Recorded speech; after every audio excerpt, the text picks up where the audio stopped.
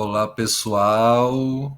Me chamo Carlos Gonçalves e agora vamos começar mais um episódio do projeto Museu em Suspensão, que tem como intuito a realização de uma série de entrevistas com artistas de diversas regiões do Brasil, refletindo sobre o papel da arte contemporânea e digital em museus históricos. O projeto ele busca promover discursos críticos sobre memória, narrativas que foram ocultadas, propondo essa experimentação através de linguagens digitais como formas de reflexão. Então, hoje, nosso entrevistado, eu quero agradecer o Nino Arteiro por aceitar nosso convite para participar do projeto, e também a Tânia Susbacher, que faz parte da equipe do projeto, para se apresentar. Oi, Carlos. Oi, Nino. Nino, seja muito bem-vindo. Em nome da Academia de Curadoria, agradeço pela sua disponibilidade. É uma alegria ter você aqui conversando conosco e participando desse projeto. Olá, Carlos. Olá, Tânia. Eu agradeço bastante aí o convite, né? As conversas que a gente teve semanas atrás também foram bem construtivas. Aprendi muita coisa com vocês e vai ser um prazer participar dessa conversa. E a gente aprendeu muito com você também, Nino. Nino, vou começar te apresentando, então vou falar sua bio aqui, resumidamente. Nino Arteiro é artista brasileiro que atua em diversas linguagens como pintura, arte digital, música, poesia e performance. Seu trabalho transita com estilos como neoexpressionismo, glitch art e inteligência artificial, abordando temas como contracolonialismo, tecnologia e meio ambiente. Nino é atuante na criptoarte desde 2018 com NFTs e alcançou o reconhecimento internacional. Suas obras já foram exibidas em cidades como Nova York, Paris, São Paulo, além de exposições no metaverso e ser integrante do coletivo Daft Punk. E atualmente vive no Acre, mantendo uma prática artística livre e experimental. Nino, a primeira pergunta que eu vou te fazer, que eu acho que é a que mais chama a atenção do público, é por que você não mostra, né, o rosto e por que você usa o sintetizador de voz? Primeiramente, porque eu quero que os holofotes fiquem na minha arte, que a atenção fique na obra de arte, e não no artista, não na imagem do artista, e não no rosto do artista. O meu objetivo é isso, é colocar a arte em primeiro plano, aí depois pode aparecer o artista ali de vez em quando, mas ele é acho que só um detalhe. Uhum, uhum. É para tirar a vida privada, né, do artista, né, que cria esse encantamento, né, e focar somente no trabalho, né? Porque eu acho que a profissão do artista, ela tem várias coisas boas e também tem várias coisas ruins, né? Assim como em qualquer profissão. Uhum. Eu acho que em relação ao artista, a questão da fama é uma coisa que, para mim, é importante, no sentido de ter um reconhecimento, né? De ter uma valorização do meu trabalho. Mas se o artista ele não tomar cuidado, ele acaba se perdendo na questão da fama. E às vezes chega um ponto que a arte nem aparece mais, só aparece o artista. Uhum, uhum. Acaba se tornando um influenciador, né? O que vale mais é a imagem dele, né? Do que o trabalho por si só. Interessante, né, Tânia? Você quer Sim, falar?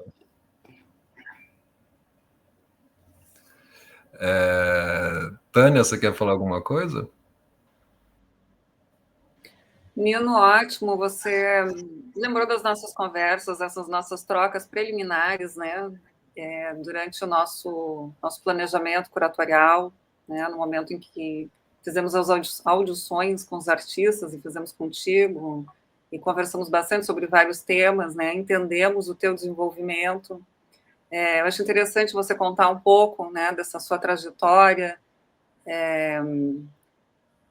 a sua passagem por Ouro Preto, né, que foi o que nos chamou a atenção durante a pesquisa curatorial, e também essa abordagem de autodidata, né, esse empreendedorismo que você fez aí, principalmente durante a pandemia, né, como você diz, na criptoarte, né, e no metaverso, enfim, contasse um pouco aqui para nós esse desenvolvimento.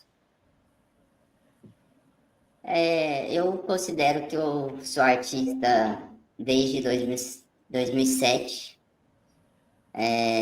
Aqui eu vou contar um pouquinho, algumas histórias que eu acho que eu nunca contei. Nas minhas entrevistas, nas minhas postagens nas redes sociais, que eu acho que para quem segue o meu trabalho, acho que vai ter as informações a mais, assim, que eu acho interessante. Eu tenho a formação acadêmica na área da biologia. Eu sou formado em bacharelado na biologia e também licenciatura no ensino de biologia e ciências. Eu me formei na Universidade Federal de Viçosa, Minas Gerais, em 2000, entrei em 2005, formei em 2012. E desde criança eu desenho bastante, sempre gostei. Aí quando eu fui para a faculdade, eu fiz o curso de biologia e ao mesmo tempo comecei a me dedicar mais profundamente para a arte, né? Principalmente a partir do desenho. Então, o desenho eu considero que foi a minha entrada na arte visual, né? Para mim, ele é a base para qualquer arte visual, é o desenho, né? Pintura, fotografia, audiovisual, escultura, o desenho é a base. Então, eu me dediquei bastante para o desenho, depois comecei a pintar bastante também, principalmente pegando materiais, madeiras que eu achava na rua, né, que a gente pode chamar de lixo. E, primeiramente, acho que por ser barato, né, na verdade não pagava nada, era gratuito. E depois eu gostei de pegar essas madeiras, porque eu vi que ela fazia parte da minha estética também, porque às vezes eu utilizava os defeitos da madeira como estética, fazendo parte da imagem. E aí foi a época que eu conheci o neoexpressionismo, que é um dos estilos que eu mais pratico, né? E isso me deu uma liberdade artística muito grande, né? De usar o defeito, usar o erro como estética. É uma coisa que eu gosto bastante. Aí eu formei em biologia, depois fui morar em Ouro Preto, em 2013. Aí em 2013 dei aula um tempo e fiz 2 trabalhos, né? Dei aula de ciências e fazia uns trabalhos com produção cultural e também pintava. Fiz alguns eventos também, como DJ, junto com alguns amigos aí de Ouro Preto. E aí foi um processo também de aprendizado. Ouro Preto é uma cidade extremamente rica na área cultural, na área artística. Então é um local que a gente aprende muito com os outros artistas, né? Tem muitos artistas muito bons aí e que tem pouca visibilidade até, né, em relação ao Brasil. Mas, assim, foi um momento de grande aprendizado, Ouro Preto. Fez parte da minha formação artística, assim, profundamente. E aí, depois, em Ouro Preto, eu fiquei 3 anos. Aí, depois, eu voltei para Viçosa, fiquei alguns meses. Aí, eu saí da educação. Aí, eu falei, não, vou focar só na arte. Aí, quando eu voltei para Viçosa, fiquei quase um ano lá, fazendo os trabalhos com pintura. Depois fui para Paraty, fiz uns trabalhos lá também, morei um tempo lá. E aí depois saí dando um rolê para vários outros lugares. Voltei um pouco para minha cidade, né, em São Paulo, interior de São Paulo. Depois fui para o norte de Minas, Montes Claros. Fiquei um tempo ali na região de Diamantina, em Cerro, no distrito de Cerro, São Gonçalo do Rio das Pedras. Depois voltei para Ribeirão, fiquei um tempo em BH, e todo esse tempo foi um tempo de grande aprendizagem, buscando o autodidatismo na arte, aprendendo com outros artistas, me desenvolvendo, até chegar em 2018, foi quando eu tive o contato com a criptoarte. Aí a criptoarte, ela foi uma amplificação assim do meu trabalho, da minha visibilidade, porque eu consegui vender artes para pessoas do mundo inteiro, colecionadores do mundo inteiro, consegui expor em vários países do mundo. Então, a partir da criptoarte, eu consegui ter uma, uma projeção de visibilidade, de reconhecimento, de questão financeira também, e a partir dali, eu considero que em 2018 eu virei um artista profissional. Muito legal, Nino. E é interessante porque eu imagino que você use esse estilo nômade, né, para ampliar suas inspirações, né, conhecer novos estilos artísticos, novas histórias, né, e realidades que a gente só encontra quando mora nesse lugar, né, mesmo que seja por meses, a gente amplia nosso repertório, né. Eu vim de São Paulo e quando vim para Minas eu tive esse choque, né, porque em São Paulo você fica nesse circuito fechado, né, imagino que você também deva pensar assim, e aí quando você vai para Minas, para o Nordeste, para o Acre, você vai vendo outras realidades e estilos que não são vistos, né, na grande mídia, né, ou no circuito das artes, né. Acho que você não ampliou mais isso ainda, né, porque quando você foi para cripto, você foi para um outro mundo que tá suspenso, né, que também não tá no circuito, teve uma bolha, mas que depois diminuiu, mas que também é uma outra realidade, uma nova forma de interação com as pessoas, né, até a própria relação com a arte. Então acho que você foi ampliando, né, suas referências, suas redes de contato. Sim, eu acho que a arte, ela, talvez isso pode servir como uma dica, uma sugestão para artistas, se eles quiserem, se elas quiserem, mas eu acho que a pessoa que se considera artista, ela primeiramente tem que ver a arte como uma filosofia de vida. A arte como um recurso que é fundamental para a existência dessa pessoa. E fazendo isso, eu acho que ela vai conseguir ter uma liberdade de desenvolvimento. Ela vai aprender observando outros artistas, ela vai aprender lendo um pouquinho aqui, um pouquinho ali, e principalmente praticando. Aí depois, acho que vai ter uma consequência ela ser reconhecida como artista, ela ser valorizada financeiramente como artista. Aí eu acho que isso vai ser a questão de virar uma profissão mesmo, ou seja, a pessoa consegue gerar uma renda todos os meses de forma consistente e viver financeiramente disso. Aí vai ser a consequência. Então, primeiramente, eu acho que tem que ver a arte como uma filosofia de vida que vai ajudar ela a viver e a se desenvolver de forma mais livre, independente, criativa. E aí depois o resto vai ser consequência. Passar por todos os degraus, né? Os processos, né? Conhecimento, de vivência, de técnica, de saber o que você quer, né? É uma trajetória filosófica mesmo, né? De autoconhecimento, né? Total, com certeza. Total. Ô, Tânia, já que a gente tocou um pouco no assunto de Ouro Preto, vamos colocar os vídeos que o Nino fez enquanto ele morou aqui. Você morou algumas vezes em Ouro Preto, né? Foram 2 vezes?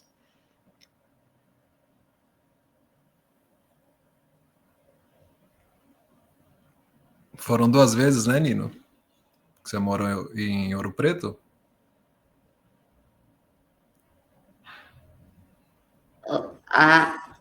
Deu uma travada aqui. Sim, foram 2 vezes. Foi 2 vezes, né? E aí eu ia pedir para a Tânia. Sim, 2 vezes. Eu acho que deu uma travada aqui, mas eu ia pedir para a Tânia colocar os seus trabalhos que você fez em Ouro Preto. Você está com uma instabilidade? Vamos esperar, ver se ela consegue pôr. Oi, Tânia. Oi, eu tive uma breve queda aqui de conexão, mas já estou de volta, perdão. Então, a gente estava falando de, quando a gente estava comentando sobre Ouro Preto, de mostrar para o público os 2 vídeos que o Nino fez nessa última temporada que ele morou aqui. Você Perfeito. coloca para mim? Sim, vamos assistir.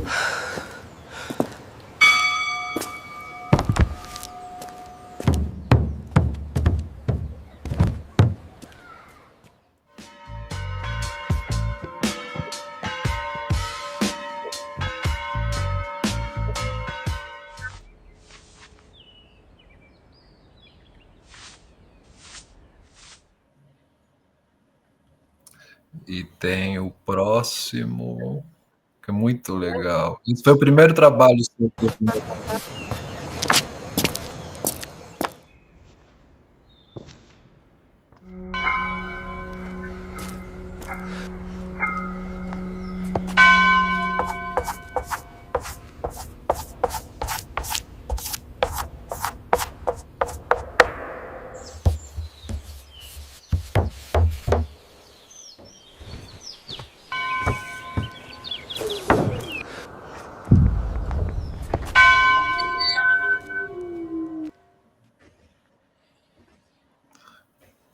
Já foi? Nino, esse primeiro trabalho seu foi quando eu entrei no seu Instagram e eu falei, cara, ele já fez um trabalho em Ouro Preto. Foi aí que a gente falou, nossa, ele tem que estar no projeto. Foi maravilhoso quando a gente encontrou esses trabalhos seus, né? E eu queria que você contasse um pouco do que você quis trazer, né? Tanto no primeiro trabalho em que você carrega a tela escrito consciência, como no segundo que você escreve Deus é natureza e coloca no retábulo de uma igreja, né? Você poderia falar um pouco desses 2 trabalhos para a gente?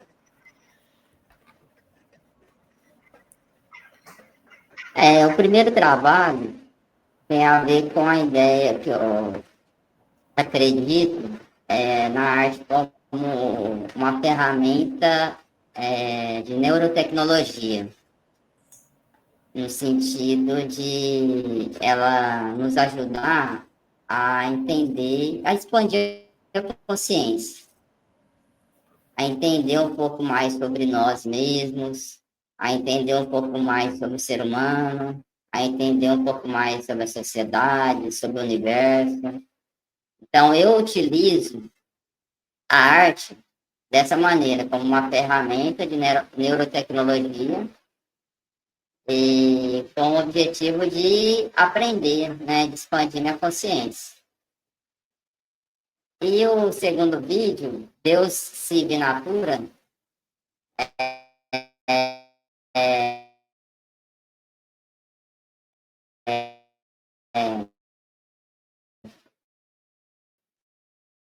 foi uma influência que eu geralmente observando alguma coisa, como eu já falei para vocês, os lugares que eu moro geralmente saem alguma coisa ou muitas coisas nas minhas artes.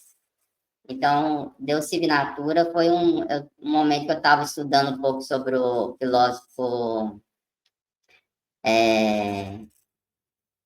Nossa, esqueci o nome, Spinoza. Estava estudando um pouco sobre Spinoza, as ideias dele e tudo. Aí bateu muito com as coisas que eu acredito em relação à religião. Eu me considero uma pessoa religiosa, mas pego um pouquinho de cada religião, não falo que eu sou de religião tal, ou de X ou Y. Eu tento pegar um pouquinho de cada e criar a minha própria religião, a minha própria religação com, com essa coisa espiritual, né? Então, esse vídeo, ele traz um pouco, talvez um questionamento, né? Talvez uma reflexão ali sobre essa questão de, talvez, pelo menos é o que eu vejo, né? De não ver Deus como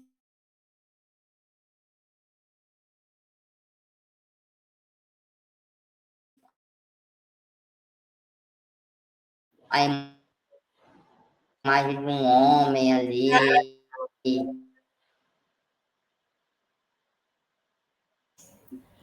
Sua conexão tá cortando, Nino. Mas Nino,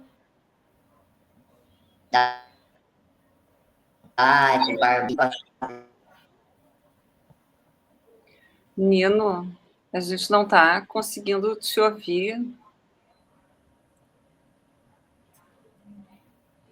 Melhorou? Sim. A gente vai pedir para você retomar essa última fala, porque a gente não conseguiu ouvir ela de maneira legível, tá bem?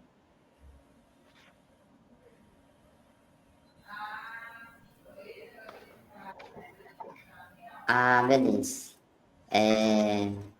A partir de que momento vocês não entenderam? Quando você fala que Deus não é esse homem barbudo, acho que foi isso que você quis dizer, né? Que Deus não é essa entidade, né? Que Deus é a natureza, né? Que é o preceito de Spinoza, né? Isso, mais ou menos isso, né? Que a gente tende a, pelo menos a educação que a gente leva desde criança, faz a gente achar que Deus é um ser humano, um homem mesmo, né? Um homem, e mais de idade, velhinho, cabelo branco, e que fica vigiando a gente 24 horas, né? Então, acho que a ideia do vídeo era trazer um pouco essa reflexão, né? De talvez, pelo menos eu atualmente vejo Deus como a natureza, como o universo, várias leis ali que faz tudo isso aqui acontecer, né? Eu acho legal o seu trabalho, tanto nos dois trabalhos, você traz isso da mesma forma, mas em situações diferentes. Que além dessa reflexão que você traz uma provocação, né? Porque é você carregando, né, a tela pelas ruas ou pela igreja, meio que tentando trazer a lucidez, né, ou a crítica às pessoas, né? Para que tenham essa consciência, que busquem isso, né, esse esclarecimento, né? E não fiquem passivos. Eu, quando vi seu vídeo a primeira vez, você descendo a rua com a tela, parecia que você estava ali gritando, querendo mostrar isso, né? Enquanto as pessoas assistiam na rua. Isso foi a minha perspectiva, né? E da igreja também, porque você rompe aquela imagem simbólica, sagrada, né? Da arte barroca, da bela arte erudita, e você vai lá e coloca uma placa, uma tela sua, né? Rompendo isso. Então você vê que você está tentando desacralizar a imagem que foi construída da igreja, né? Durante todos esses séculos. Assim, eu acho muito potente, né? E é uma crítica, né? Ela está ali, ela te provoca isso. E o objetivo nem é convencer as pessoas, acho que o meu trabalho, ele tem muita filosofia. Tem hora que eu acho que o meu trabalho é mais filosofia do que arte. As frases, né? Elas são reflexões sobre o que eu tenho no meu dia a dia, a partir do que eu vejo, do que eu observo, do que eu vivo. Então, a ideia nem é convencer as pessoas, a ideia é apenas gerar reflexões filosóficas mesmo, para as pessoas talvez aprender um pouco com a minha arte, com as minhas ideias.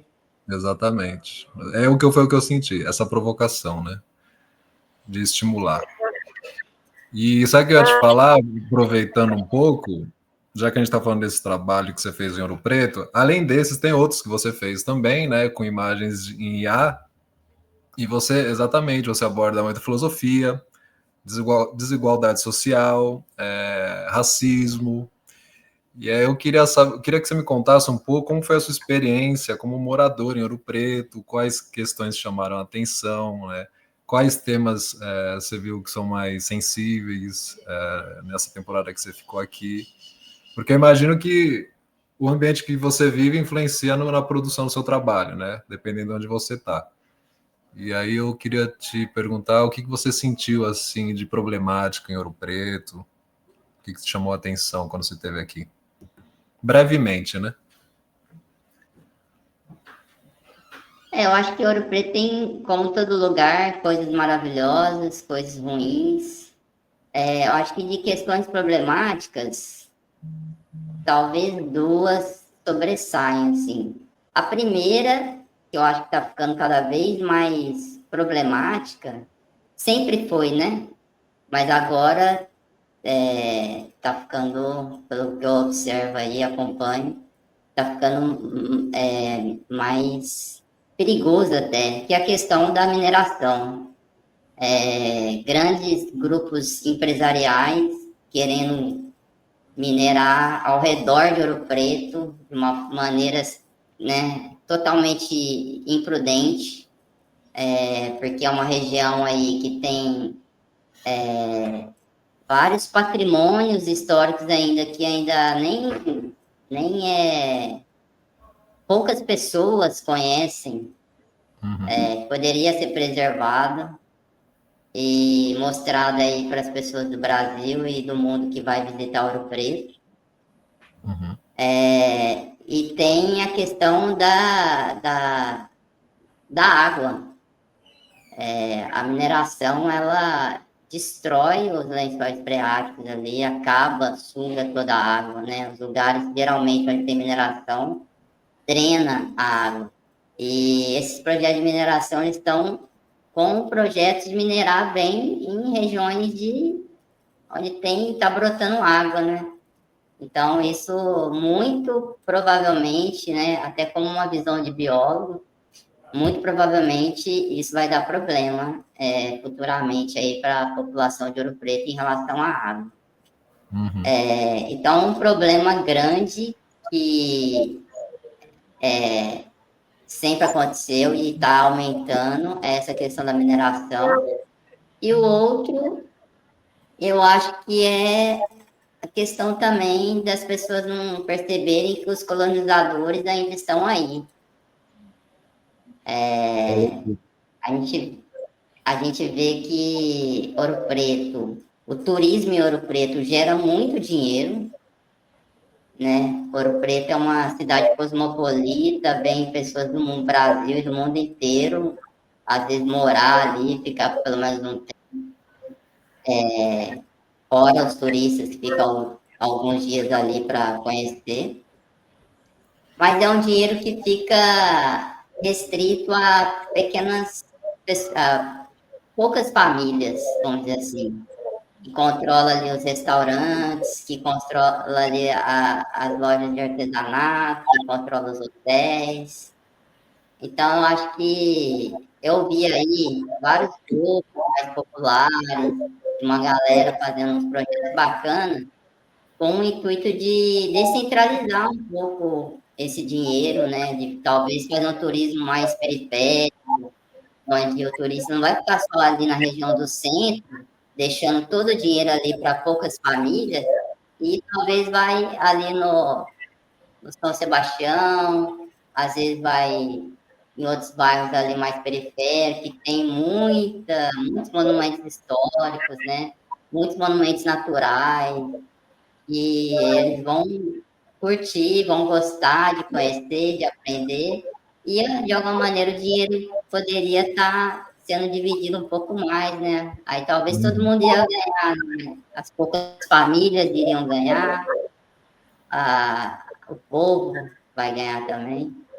Eu acho que um pouquinho dos dois problemas que eu vi foram esses. Nino, pensando, já que você aqui tocou, né, nessa questão, né, colonialismo, decolonialismo, você se apresenta, né, como um artista que trabalha o tema contra-colonialista, né, isso dentro dessa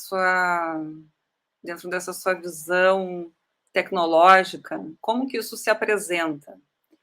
Eu pergunto no seguinte sentido, né, porque assim como você desenvolveu esse seu caráter artista, né, empreendeu muito, né, da sua carreira e do seu desenvolvimento usando as ferramentas digitais e os meios digitais e o que se apresentava naquele momento para você, ao mesmo tempo em que a gente pensa que isso pode ser visto como uma coisa que tem uma democratização de acesso, enfim, tem uma leitura muito positiva, né? Também a gente nos faz pensar que talvez isso também tenha uma outra face que a gente está novamente, talvez, dependendo ou estando, né, refém, por assim dizer, né, num movimento que talvez alguns também chamam, né, desse colonialismo digital. O que você pensa a respeito disso? Como que você se articula assim entre essa dualidade?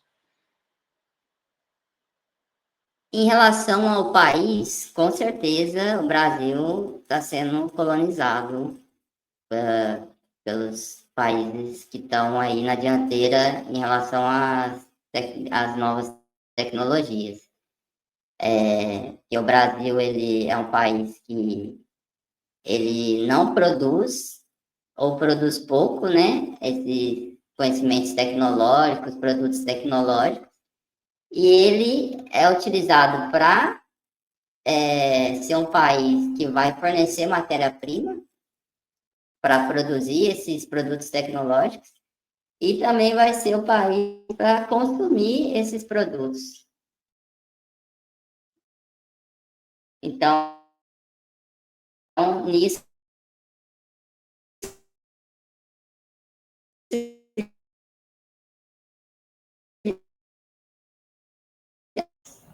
a gente já vê uma lógica. Ele queira criar pode criar novos caminhos, participando desse jogo aí do desenvolvimento tecnológico. A DeepSeek, que é uma IA chinesa, ficou muito famosa aí quando surgiu e tudo. Ela, de alguma maneira, ela traz um novo modelo de negócio, né? Onde ela traz a ideia de ser de código aberto, aí esse código começa a construir em cima e criar também as suas tecnologias, seus produtos tecnológicos. Então, se o Brasil ficar só nessa ideia de ficar construindo data center aqui e não pensar, fazer um planejamento de longo prazo, 10, 20 anos, nessa parte da tecnologia, com certeza a gente vai ser colonizado, como atualmente a gente está sendo colonizado.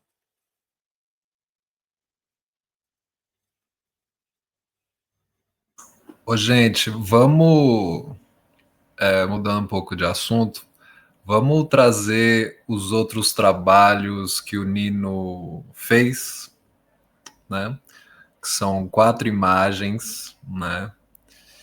E, ô Nino, eu queria que você falasse um pouco delas, né? E dessas frases que você sempre traz, tentando trazer uma perspectiva sua, filosófica, né?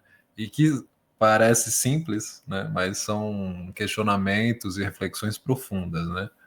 Nas 4 imagens tem esse tipo de pensamento. Eu queria que você falasse um pouco de cada uma. Essa arte, ela chama Vamos Hackear a Técnica. Essas 4 artes que a gente vai mostrar, elas foram criadas com uma técnica que eu estou experimentando, desenvolvendo já faz um tempo, onde eu treinei um modelo de inteligência artificial para fazer artes com o estilo do Nino Arteiro. Muito legal. E aí essas 4 artes que a gente vai mostrar agora, elas são criadas a partir dessa técnica, né? Eu dou um comando para esse modelo que eu criei, e aí ele cria uma arte com o estilo do Nino Arteiro. Essa chama Vamos Hackear a Técnica, traz um pouco essa reflexão sobre de não negar as ferramentas, no caso, ferramentas tecnológicas, que são utilizadas, por exemplo, pelos colonizadores para explorar, para colonizar. Não negar essas ferramentas, e sim se apropriar delas e usá-las como uma arma contra a colonização. Se isso é muito romântico, se isso pode ser aplicado ou não, acho que é uma outra questão, mas essa arte, eu acho que ela tenta trazer um pouco essa questão de a gente se apropriar das ferramentas do colonizador e dos colonizadores contra eles. Que é um pensamento que o Franz Fanon traz, né? Você mesmo comentou isso comigo, né? De você Sim, utilizar. Pode falar. sim, Fanon é um dos pensadores que eu estou estudando bastante ultimamente, e essa arte foi influenciada totalmente pelo pensamento dele, né? Que é a Muito luta legal. dele lá na Argélia contra a colonização francesa, né? De 1954 a 1962. Foi a luta de libertação nacional lá da Argélia contra o colonialismo francês. E ele trazia essa ideia, né? De não negar as ferramentas que a modernidade cria, que o colonizador utiliza contra o colonizado, mas sim se apropriar dessas ferramentas de forma Ao seu favor, né? estratégica, inteligente. Vamos passar para a próxima, Tânia. Muito legal. Consegue mudar?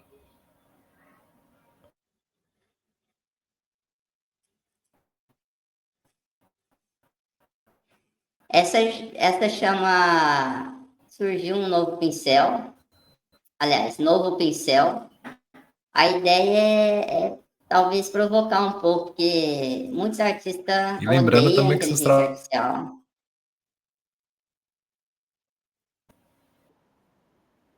Não entendi.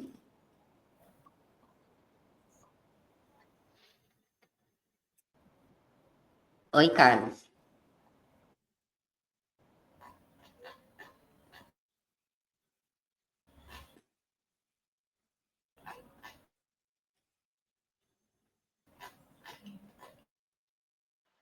Alô? Oi, Nino, você pode continuar falando. Acho que Carlos ia lembrar do uso da inteligência acho que cortou artificial, né? só. Pode falar, Nino. Ah, sim. Cortada aqui. Foi mal. Essa tipo assim, muitos artistas têm uma versão à inteligência artificial, eu até entendo, Pode falar. mas eu tendo Acho que está a... cortando para você e está tendo um delay. Melhorou?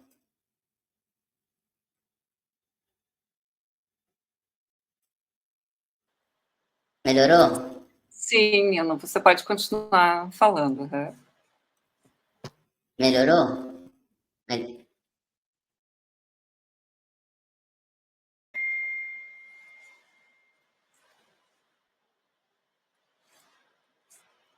Nino, você pode continuar falando. Nós estamos te ouvindo.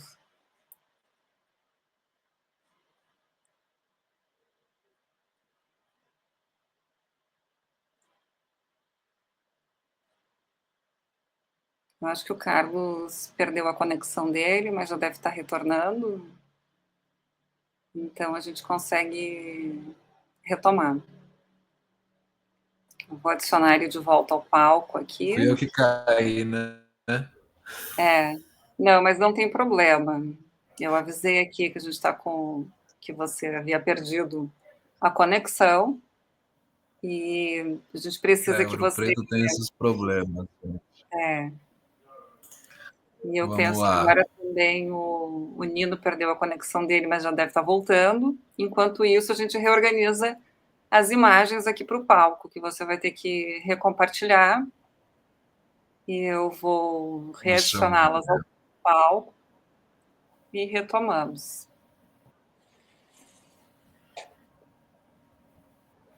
O Nino, penso, perdeu a conexão internet em Ouro dele Preto é sempre também. esse drama. Eu em Ouro E Preto, ele no Acre, eu em Porto Alegre. você em Porto Alegre. Exatamente. Mas tudo Vamos lá. certo. Vamos retomar daqui.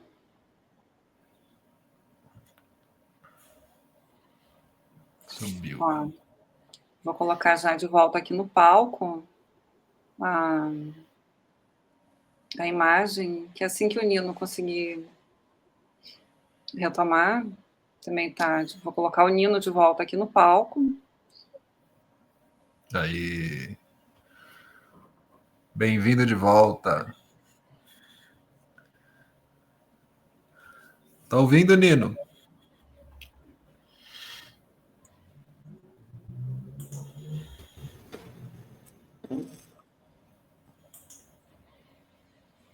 Nino, você já está conosco aqui, nós conseguimos aqui ver a sua tela compartilhada, né, conosco aqui no palco, porém não estamos te ouvindo. Voltei. Ah, que bom. Então, Nino, tranquilo, assim, não tem problema nenhum. A imagem da qual você estava falando antes de cair, ela está de volta na tela, a gente pode continuar conversando sobre isso. Você dizia, né, sobre a questão da autoria ou ainda uma certa desconfiança em relação à produção de arte através de IA. Você pode seguir falando. Sim.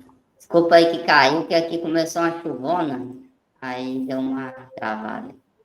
Mas a ideia básica era essa mesmo, de ver a inteligência artificial apenas como uma nova ferramenta artística, né, como um pincel mesmo, para o artista poder se expressar, poder se comunicar. Acho que a ideia básica daquela arte era isso.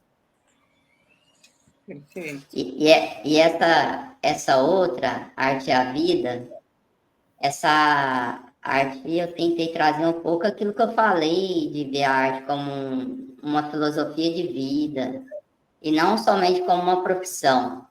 Eu acho que esse tema também, para os artistas, é um tema que acho que muitos artistas vão jogar pedra por estar falando isso, mas eu queria gerar essa reflexão, porque eu vejo muitas pessoas que são grandes artistas, que querem viver de arte profissionalmente, às vezes muito preso na ideia de financeira mesmo. Então, eu prefiro, às vezes, ter uma outra profissão primária que vai me sustentar financeiramente, e o tempo que me sobrar, eu poder me dedicar à arte de forma mais tranquila, mais suave, mais serena, mais livre, do que às vezes ficar muito preso nessa ideia de que não, ela tem que ser minha profissão, ela tem que ser minha profissão. Porque se a gente olhar muitas culturas indígenas e africanas, a arte, ela faz. A palavra arte não tem nem tradução na língua desses povos. Por quê?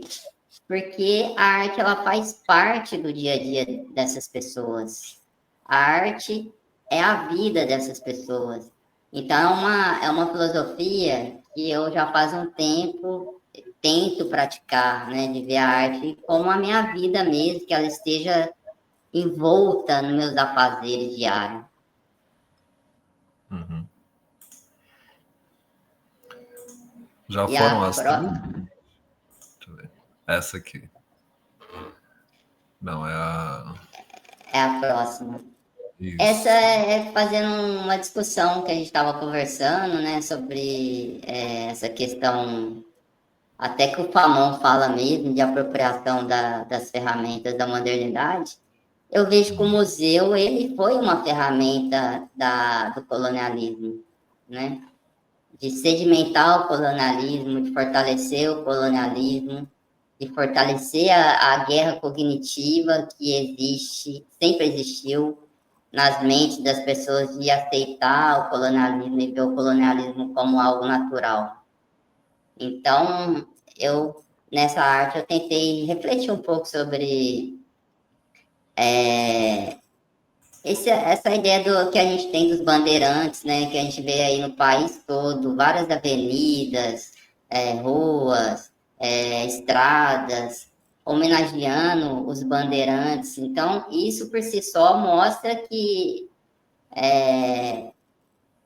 quem deu nome a esses lugares, desses bandeirantes, foram pessoas com uma visão totalmente colonialista, né? Porque os bandeirantes, eles não eram pessoas boazinhas, né? Anjos do bem enviados por Deus para salvar as pessoas que estavam aqui.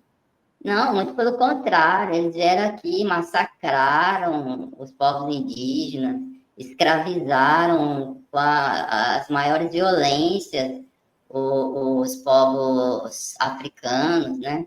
Então, eu estou estudando um pouco aqui sobre a cultura indígena do Acre e da cultura indígena brasileira. Nossa, você vê relatos assim de violência dos bandeirantes, um pouquinho que você vê, você fica triste. Tem que até parar de ver um pouco para não ficar tão desanimado, né? Então, essa arte gera um pouco essa reflexão, né, desses símbolos, dessas pessoas que foram colocadas como salvadores e, na verdade, vieram aqui matar, saquear, destruir, né?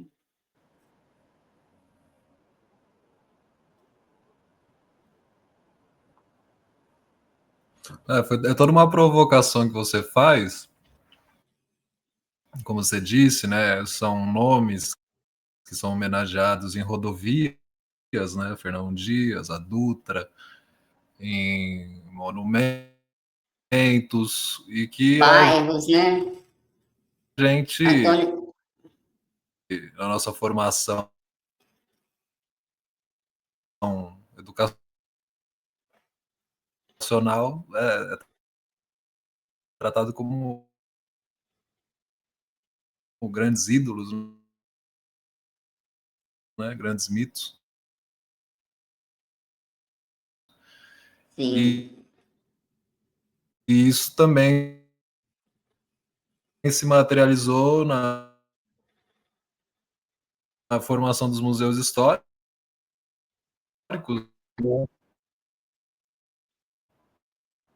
bairros também. E aí nos museus, né, Nino, isso também se materializou, né? Museu do Ipiranga, né? Cada museu pegando um escopo da história brasileira e vai se criando, né, essas narrativas como se eles fossem, né, os salvadores ou os criadores, né, os fundadores da nossa nação, da nossa história. Então, é isso, essa provocação que precisa mudar, né, que o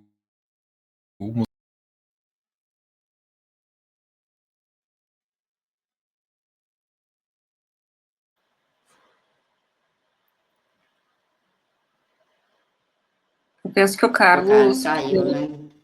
O Carlos perdeu a conexão dele novamente, mas ele estava fazendo uma reflexão, né, dos objetivos, né, e dos impactos e do como essa história, isso vai perpetuando e se transformando, mas ganhando um novo fôlego, etc., né, e que isso vem agora a criar, então, isso, né, todas essas questões são inputs aqui para o fórum, né, estão sendo inputs aqui para o nosso projeto aqui do Museu da Inconfidência. Carlos, você caiu rapidamente, mas já vou colocar aqui o Carlos de volta.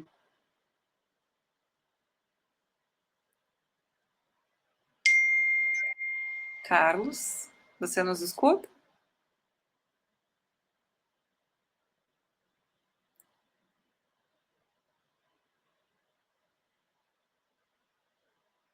Acho que Carlos ainda não conseguiu retomar. Você me escuta, Nino? Sim, Então tá. Então, eu dizia, né, que isso tudo gera os inputs e as reflexões aqui para o projeto Museu em Suspensão. E era essa justamente a reflexão que o Carlos estava fazendo, desenvolvendo, né, aqui dessas iniciativas, né, que como as do nosso projeto. Vamos ver se Carlos aqui. Oi, Carlos. Até onde foi minha fala? Não, assim, ó, a gente conseguiu ouvir, se você conseguiu fazer essa reflexão, né, e trazer essas questões históricas e que foram esses mecanismos que vão ganhando fôlego ao longo do tempo, e a gente te ouviu até o momento em que você criou essa relação de que isso é justamente isso são os inputs aqui do projeto Museu em Suspensão. E aí acabou caindo.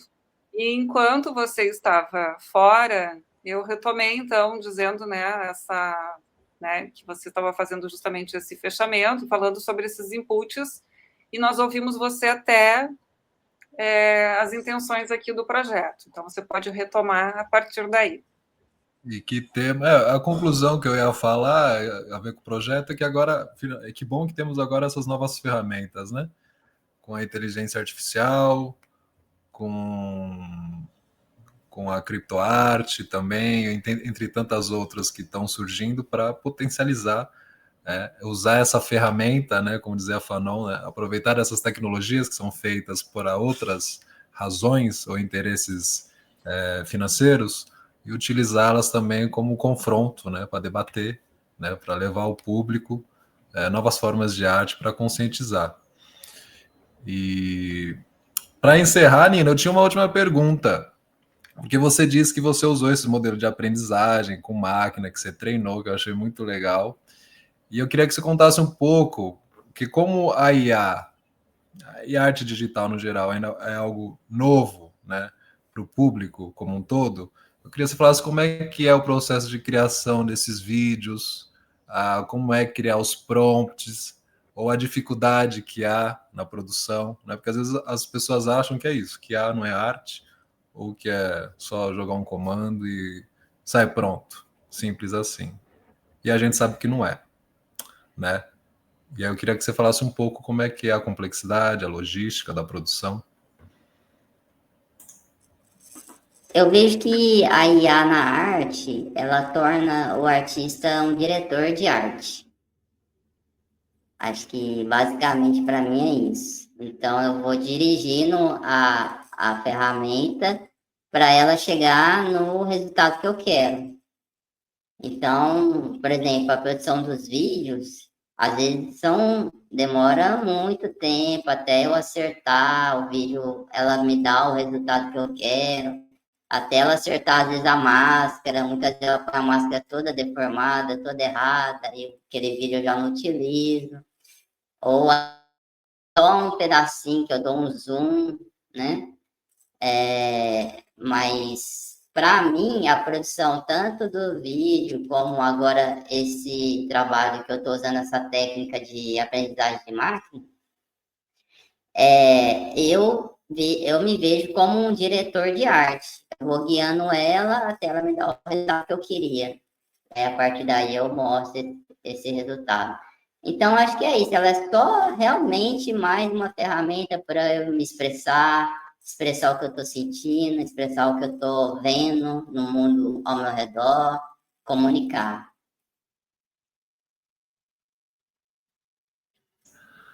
Eu acho que é isso.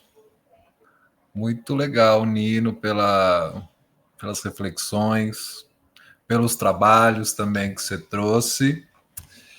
E, bom, eu quero te agradecer por ter aceitado participar do nosso projeto, Museu em Suspensão, por compartilhar conosco suas reflexões e seus trabalhos que trazem temas contemporâneos tão necessários para serem refletidos na sociedade, o que é algo que falta atualmente. A gente vive num período muito individualista.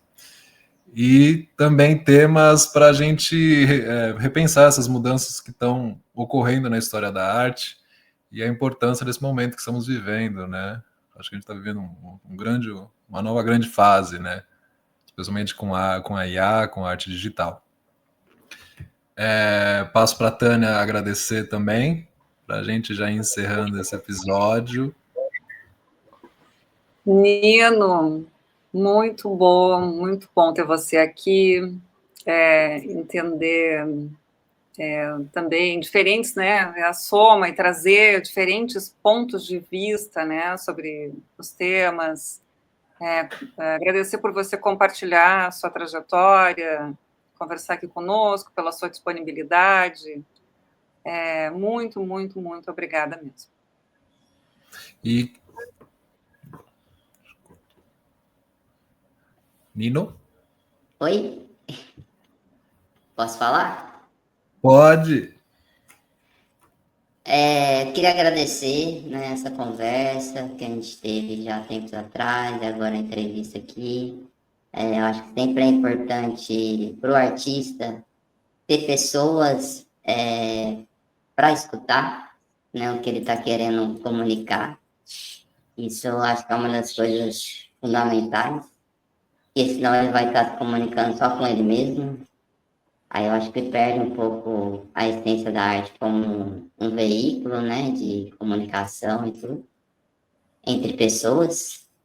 Então, agradeço muito o convite, foi muito proveitoso mesmo estar com vocês aí, aprender, conversar. Então, agradeço. A gente que agradece, Nino, pela parceria, pela sensibilidade, por participar, por ter elaborado esses projetos tão importantes, né, tanto para o Preto como para o museu em si. E destaco que esses trabalhos estarão disponíveis, né, para serem vistos no Instagram do Museu da Inconfidência, junto com o Nino. E quero agradecer, então, todos que nos acompanharam até aqui, mesmo com as oscilações de internet. E em breve traremos mais conversas e trabalhos com outros artistas que fazem parte do projeto. Obrigado, gente. Valeu. Tchau, Nino. Tchau, Até Tânia. mais. Valeu.